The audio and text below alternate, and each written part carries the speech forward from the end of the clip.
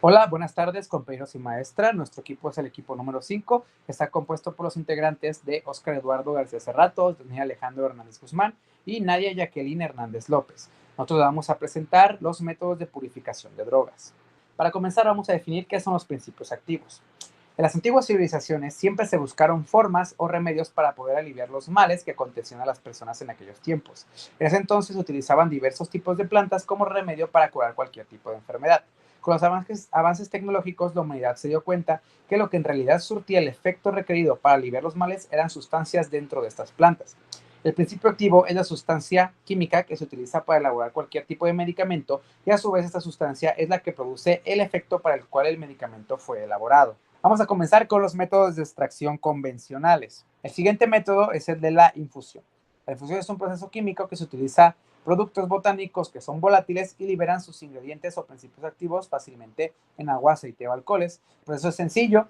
El primer paso es servir agua en una temperatura aproximada de 90 grados Celsius utilizando una matraz y una parrilla. Posteriormente se coloca en otro matraz las partes de la planta que se vayan a utilizar para posteriormente derramar el agua caliente sobre estas hojas. Se deja reposar durante 15 minutos, depende también del principio activo que se esté utilizando, puede ser más tiempo. Y el último paso es utilizar un papel filtro o un tamiz para poder filtrar la infusión.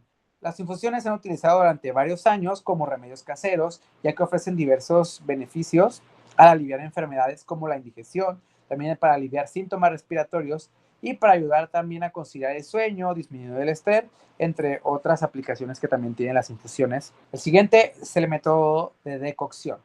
El proceso de decocción consiste en hervir la planta en agua durante un determinado tiempo, ya sea largo o corto. Esto va a depender del principio activo que se desea extraer. La decocción se va a utilizar principalmente para los principios activos no sufran alteraciones con la temperatura. El proceso puede asemejarse mucho al de la infusión, sin embargo existe una gran diferencia ya que en la decocción la planta se sumerge dentro del agua mientras se le sigue aplicando calor. El proceso es muy sencillo. En primer lugar, se tiene que colocar la planta sobre un colador para lavar muy bien y de esta manera poder eliminar contaminantes. El segundo paso es colocar la planta sobre un matraz y agregar suficiente agua. Aplicar calor sobre el matraz hasta que el agua comience a hervir. El cuarto paso es dejar en ebullición el tiempo que sea óptimo dependiendo del tipo de planta que se esté utilizando. Y por último, se filtra con la ayuda de un paño o papel filtro asegurándose de exprimir correctamente el líquido obtenido. El siguiente método es el método de la percolación. Este implica que el fluido pase lentamente por los poros de un material filtrante. El proceso suele llevarse a cabo para conseguir la parte soluble de una sustancia sólida, para lo cual se debe recurrir al solvente apropiado. Para realizar la percolación es necesario utilizar un instrumento conocido como percolador. Es un recipiente cónico con una abertura superior en la cual se puede colocar una tapa circular horadada que permite el paso del líquido y somete una ligera presión a los materiales colocados en él. Por la parte inferior posee un cierre regulable por una llave para permitir el paso del líquido a una velocidad conveniente. El proceso se lleva a cabo de la siguiente manera. El material vegetal se va a humedecer previo a su colocación en el percolador con una cantidad apropiada del solvente, colocando un recipiente bien cerrado y se deja en reposo a lo largo de unos 4 horas. Pasado este tiempo, esas 4 horas, se empaquete convenientemente en el percolador de manera que permite el paso uniforme del líquido y el total contacto de este con el material vegetal. Se llena de líquido y se tapa el percolador. El cuarto paso es que se abre la salida inferior hasta lograr un goteo uniforme y se cierra. El quinto paso es que se adiciona más solvente hasta lograr cubrir todo el material y se deja en maceración con el percolador cerrado durante 24 horas. Para terminar, el último paso, el líquido resultante se va a filtrar o se va a clarificar por el medio de una decantación. El último método de extracción es la extracción Soslet.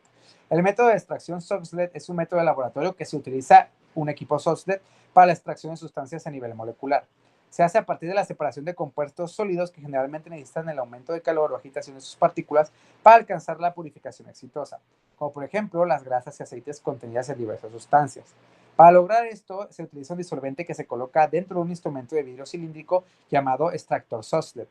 Logra separar los compuestos sólidos con ayuda de la diferencia de densidades y también a través de las granulometrías. El extractor Soslet va a tener 3 secciones principales. La primera de ellas es un percolador, que también se le llama caldera o reflujo, que hace circular el disolvente.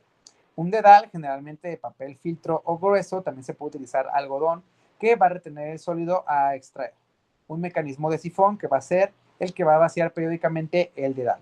Sumando a esto se va a incorporar un matraz de destilación que va en la parte inferior conectada al extractor Soslet, una parrilla y también un condensador en la parte superior. Se va a preparar de la siguiente manera. El material de origen, pues que se quiere extraer el principio activo, se coloca dentro del dedal.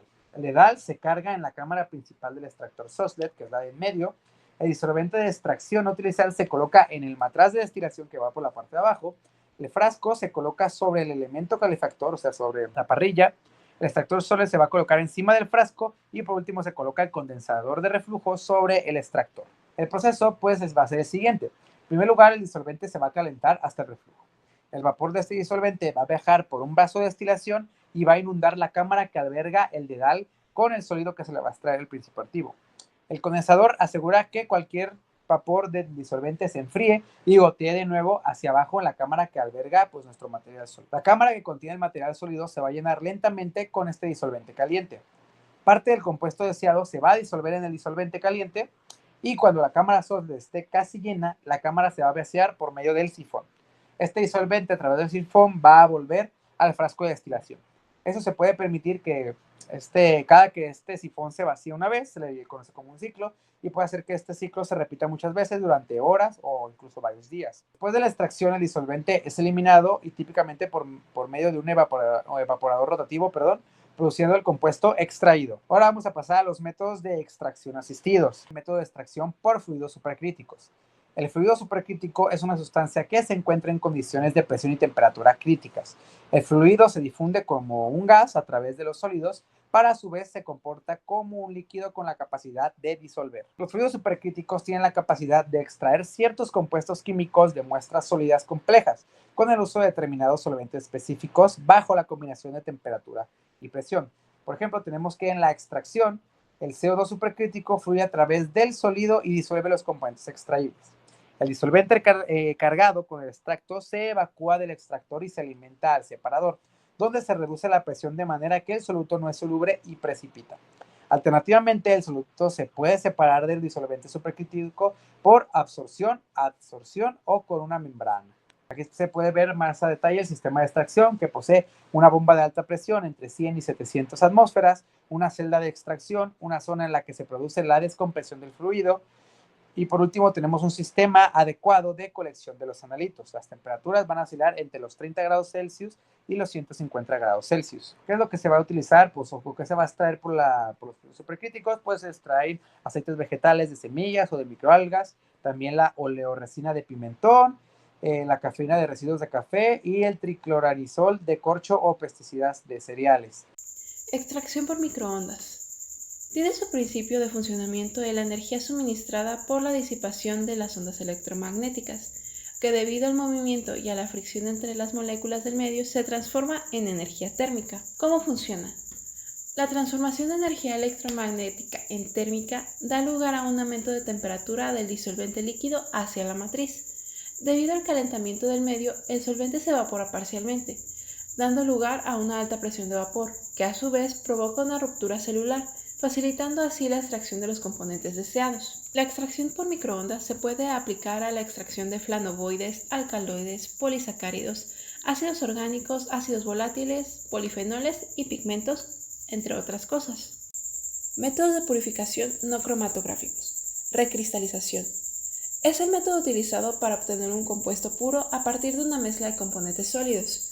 Se basa en la solubilidad diferencial de los componentes de la mezcla, en un disolvente o mezcla de ellos. Pasos de una recristalización. 1. Preparación de la solución.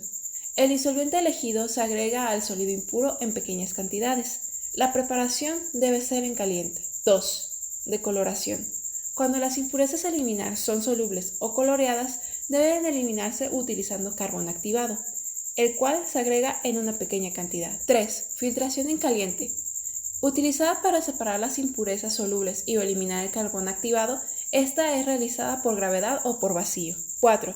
Enfriamiento. Se enfría la solución filtrada al mismo tiempo que se raspan las paredes internas del recipiente con una varilla de vidrio, para formar núcleos de cristalización. 5. Separación de los cristales. Se realiza por filtración al vacío en frío utilizando un embudo Bunchner y un Kitasato, los cuales deben ser lavados. 6. Secado. Esto puede realizarse mediante un desecador. También puede utilizar la estufa para secado de los cristales, cuando la muestra permite trabajar a temperaturas superiores a la ambiental. Evaporación rotavapor. Permite la evaporación controlada de solventes de muestras, facilitando la recuperación de compuestos valiosos. Se utiliza principalmente para concentrar soluciones, eliminando el exceso de solvente y dejando atrás los compuestos deseados de una forma más concentrada. Para la purificación de compuestos, permite su separación en una mezcla, ya que los diferentes componentes tienen puntos de ebullición distintos. El rotavapor se compone del matraz de evaporación, generalmente de vidrio y con forma de pera. Es el recipiente donde se coloca la muestra a evaporar. Baño de agua o termostato. Proporciona un medio de calentamiento para la muestra y controla la temperatura de la evaporación. Condensador. Enfría y condensa los vapores del solvente. Bomba de vacío. Genera un vacío parcial en el sistema, lo que reduce la presión y disminuye el punto de ebullición del solvente. Métodos de purificación cromatográficos. ¿Qué es la cromatografía? La cromatografía es una técnica de separación que se basa en la diferencia de afinidad de los componentes de una mezcla por una fase estacionaria y una fase móvil. Al hablar de la fase estacionaria, nos referimos a una sustancia que se mantiene inmóvil mientras se ejecuta la cromatografía, y esta se encuentra en una columna o en una placa, mientras que la fase móvil es la sustancia que se mueve durante la cromatografía. Puede ser un líquido o un gas, el que se mueve a través de la fase estacionaria. Existen diferentes tipos de cromatografía: de capa fina, de columna, de intercambio iónico, de exclusión molecular, de fase inversa, de reparto, de afinidad, de gas y de líquidos acoplada a la espectrometría de masas. La cromatografía de capa fina es una técnica de separación en la que una muestra se separa en una placa fina recubierta con una capa de un material absorbente. La muestra se coloca en la placa y se mueve a través de la fase estacionaria por medio de una fase móvil. Este método es utilizado en campos como la fitoquímica y la bioquímica para identificar componentes de una mezcla de compuestos. Por ejemplo, se pueden conocer los aminoácidos libres presentes en la leche o en otro material. La cromatografía de columna utiliza como dispositivo principal una columna cromatográfica. La columna se rellena con un absorbente que actúa como fase estacionaria, generalmente gel de silicio. Se introduce la muestra en la columna y el paso de un disolvente o mezcla de disolventes, eluyente, hace que se separen en las impurezas del producto. El paso del eluyente que recorre la columna puede hacerse bien por efecto de la gravedad o ejerciendo presión con un gas inerte o aire mediante una bomba. En la cromatografía de intercambio iónico encontramos una técnica de separación que utiliza una fase estacionaria cargada con iones y una fase móvil cargada con la carga opuesta. Los iones de la muestra se intercambian con los iones de la fase estacionaria y se separan. En la industria farmacéutica, esta se utiliza para la producción de agua de alta pureza y la purificación de fármacos, mientras que en la alimentaria se utiliza para la separación de proteínas, aminoácidos y la mejora de calidad de los alimentos. En las investigaciones clínicas es utilizada para el análisis de muestras biológicas como sangre y orina. La cromatografía de exclusión molecular separa las moléculas en solución basándose en su tamaño y forma. En esta técnica, la muestra se inyecta en una columna que contiene una matriz porosa. Las moléculas grandes eluyen rápidamente, pues no penetran en los poros, mientras que las pequeñas sí lo hacen y tardan más en eluir, por lo que se quedan separadas en las moléculas por su tamaño. Esta técnica se ha utilizado para separar y purificar proteínas, ácidos nucleicos y otras biomoléculas. También se ha utilizado para cuantificar la cantidad de proteínas y ácidos nucleicos en una muestra, así como para su separación y purificación. En la cromatografía de afinidad encontramos una técnica que utiliza una fase estacionaria con un ligando específico y una fase móvil para separar las moléculas en función de su afinidad por el ligando. En la fase estacionaria se utiliza una molécula ligando que tenga alta afinidad y selectividad por la sustancia deseada purificar, sustancia diana, y que en esta se presente en fase móvil.